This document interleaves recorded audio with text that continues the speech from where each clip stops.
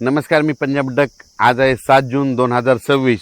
मी जात आहे भोकरदन या ठिकाणी. त्या ठिकाणी बँकेचं उद्घाटन आहे आणि जात असताना काय झालं तुम्ही पाहू शकता. हे आमची इथली कसुरा नदी आहे.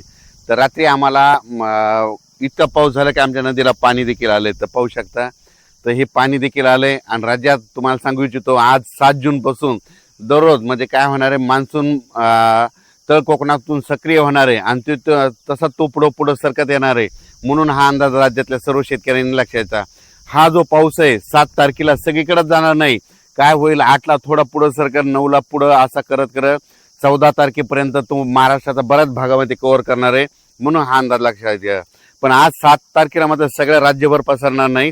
आज फक्त काय झालं, तळ कोकणातून ते पाऊस पुढे सरकायला आहे आणि आज रात्रीपर्यंत बऱ्याच भागामध्ये मग काय होईल, सातारा, सांगली, सोलापूर, कोल्हापूर, अहिल्यानगर, पुणे, त्याच्यानंतर इकडे बीड जिल्हा, लातूर जिल्हा, धाराशिव जिल्हा, मराठवाड्यापर्यंत आते मदाल मारण आणि इकडं थोडी उत्तर महाराष्ट्राकडे काही जिल्ह्याकडे जाईल.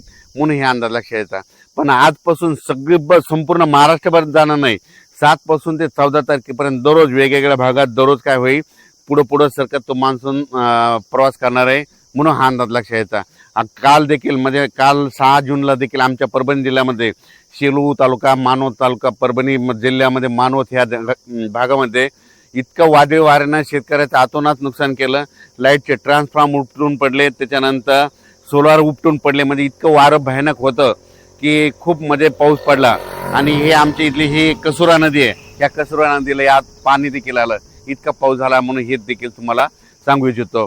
राज्यात सर्व शेतकऱ्याला सांगू इच्छितो, पेरणी करताना शेतामध्ये जायचं, जमिनीमध्ये ईदभर ओल असेल तरच पेरणीचा निर्णय घ्या. नसता 4 बोट ओल असेल, 6 बोट असेल तर पेरणी करू नका. म्हणून हे देखील सर्व शेतकऱ्यांना लक्ष द्यायचं.